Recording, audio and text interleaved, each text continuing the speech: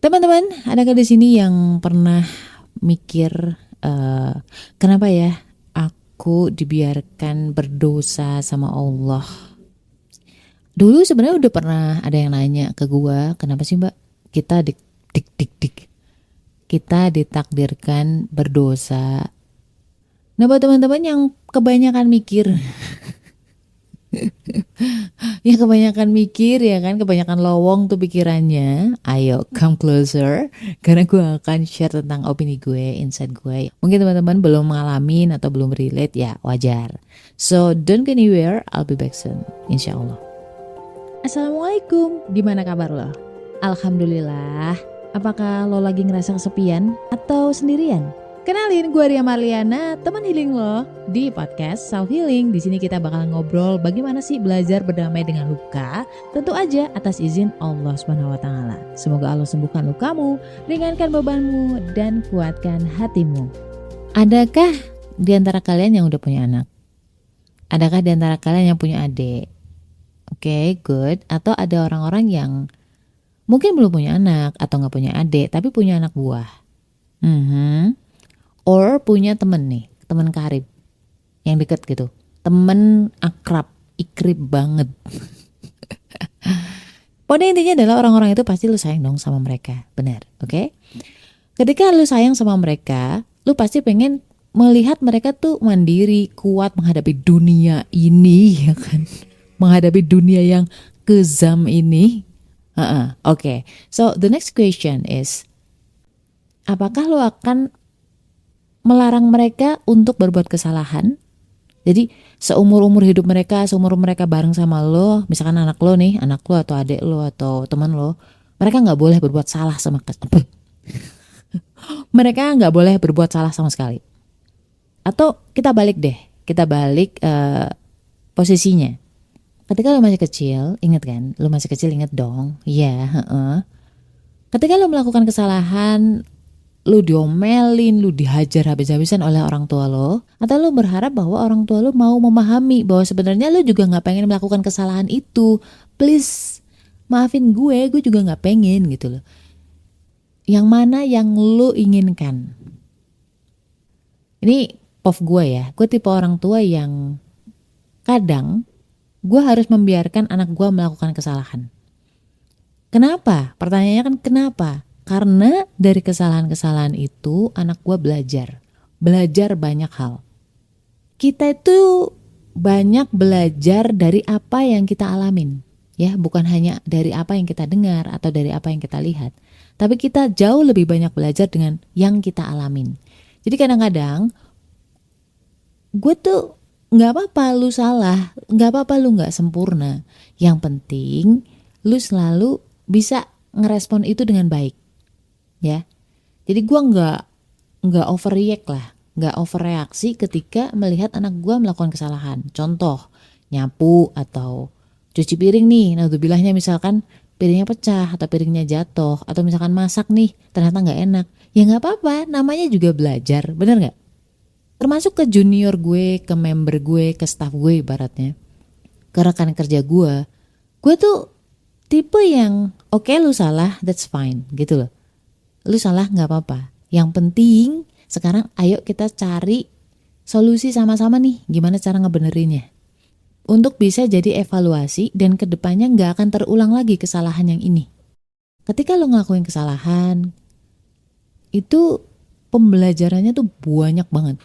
Rasa bersalah, empati, belajar mengakui kesalahan, belajar menurunkan ego, belajar minta maaf, belajar untuk tanggung jawab, belajar berterima kasih ketika orang lain itu masih menerima lo, menerima permintaan maaf lo. Dan begitu pula Allah ke kita. Kenapa Allah ngebiarin kita itu berbuat dosa, berbuat maksiat, ya kan? Berbuat kesalahan. Ada banyak pembelajaran di situ. Kita akan belajar untuk bertaubat gitu loh, bertaubat sama Allah, beristighfar sama Allah.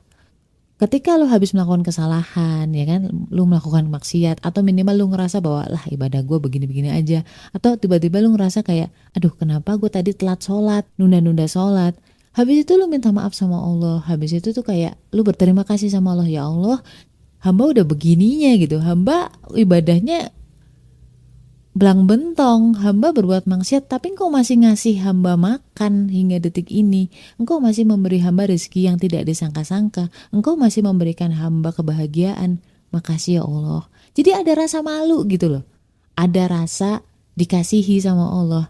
Ada rasa gue diampuni nih sama Allah. Merasakan rahmatnya Allah. Itu priceless loh. Dan itu yang Allah inginkan dari lo. Biar apa? Biar makin deket. Sama kayak misalkan lo punya pasangan nih, terus lo berantem ya kan. Terus habis berantem atau habis menjauh, terus tiba-tiba lo kangen. Habis itu terus hubungannya jadi tambah erat. Itu banyak kejadian begitu cuy. Nggak percaya? Ya coba ntar berantem ya sama suami lo. Jadi itulah relationship yang semakin dekat. Bahkan justru ketika lo ngerasa lo salah gitu loh. Itu goalnya, relationship. Selain tentu bahwa kita memahami tentang sifat Allah yang maha pengampun, ya kan? Makanya Allah di Quran tuh sempat bilang kan, bahwa wahai hamba-hambaku yang melampaui batas. Intinya gitulah. Yang melampaui batas tuh artinya orang-orang yang udah berlebihan, berbuat dosa, berbuat maksiat, nggak tahu diri ya kan? Allah intinya bilang bahwa lu jangan putus asa sama rahmatnya Allah. Lu jangan putus asa atas maha kasihnya Allah, atas ampunan Allah. Lu bayangin ketika anak gue salah nih. Terus even dia gak minta maaf pun, at the end setelah berlalunya waktu, gue tuh tetap memaafkan dia. Apalagi dia meminta maaf gitu. Nah itu kejadian dulu gue pikir kalau sama orang lain kadang-kadang kalau udah minta maaf pun ya gue maafin, tapi gue gak akan lupain gitu kan kalau sama orang lain. Tapi kalau sama anak ya, itu kayak nggak tahu kenapa dia salah, nanti gue maafin, dia salah, even kesalahan yang sama itu gue masih memaafkan dia. Karena kasih sayang kita kan sebagai seorang ibu. Lu bayangin bahwa Allah tuh jauh lebih berkasih sayang lagi kepada hambanya dibanding seorang ibu ke anaknya. Ketika lu bersalah, lu taubat, lu mendapatkan maafnya Allah, rahmatnya Allah lah, ampunannya Allah. Itu tuh dosa lo yang lalu tuh kayak hilang gitu loh, diampuni udah hilang aja gitu. Itu kalau dianalogikan kayak time machine. Time machine apa sih? Oh mesin waktu. Mesin waktu, sombong banget tuh mbak. Kayak mesin waktu. Jadi ketika lu salah, terus lu taubat, Allah menerima taubat lo, Allah mengampuni lo, itu kita kayak kembali lagi ke masa dimana lu bersih sebelum melakukan kesalahan itu. Kebayang gak sih? Itu adalah gift-nya Allah ke kita. Karena kadang-kadang gue nemu teman-teman yang dia terlalu overthinking, overfeeling, over guilty terhadap dosanya, sampai dia lupa tentang rahmatnya Allah. Itu jebakan setan loh. Seriusan. Makanya kadang-kadang kalau misalkan lo digoda setan dengan overthinking yang gak penting gitu kan. Overthinking yang gak penting. Langsung take action. Entah lu ta'awudz, entah lu istighfar. Itu yang diinginkan sama Allah. Ya, so hati-hati dengan jebakan pikiran kita sendiri. Apalagi teman-teman yang jarang bergerak, jarang olahraga, kebanyakan nganggur, kebanyakan rebahan, kebanyakan nonton sosmed. Selalu tanya next stepnya apa. La haula wala quwata illa billah. Stay love and assalamualaikum warahmatullahi wabarakatuh.